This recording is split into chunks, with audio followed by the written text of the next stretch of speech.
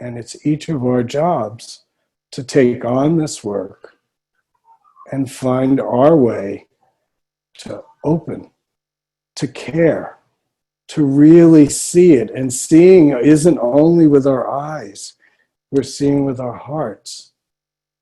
We're seeing with our whole being. So the other thing I wanted to say is Clinton's talk reminded me of a story about Zen Master Seungsun. In a part of Clinton's talk, he talked about, I think it was this message to this woman, Diana, that when you're home with your husband, completely be a wife, whatever that means. What he might have thought that meant in 1976 is probably very different than we see it today. So that too is important. The words stay the same, but the meaning is always changing. We're always evolving, we're always changing.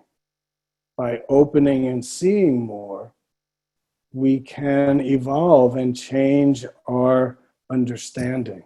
So what it means to be a husband, what it means to be a wife, what it means to be a good citizen is different now than it was yesterday, and it will be different again tomorrow.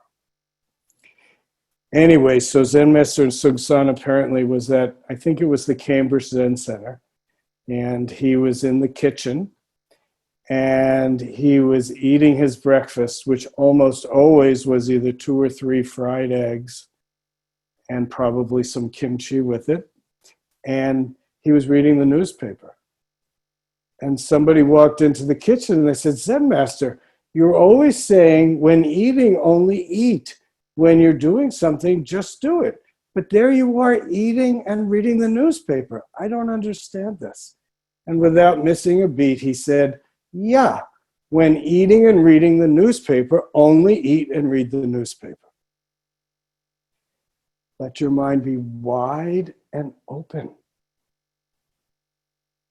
There are so many levels of things happening at the very same moment. We focus on one, we miss the other. Our view needs to widen. It's funny, I'm looking at my square, my hands go outside my square. We have to get outside the boundary of self to perceive that which we don't usually see. And that also is a process that's aided by dry cleaning our mind.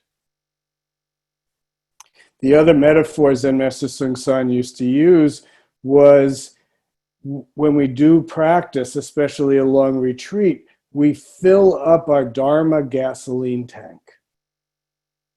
We spend time really working our center, really opening our vision, really becoming more sensitive and perceiving this world. And then when we'd leave the retreat, he'd say, be careful how you use this Dharma gasoline.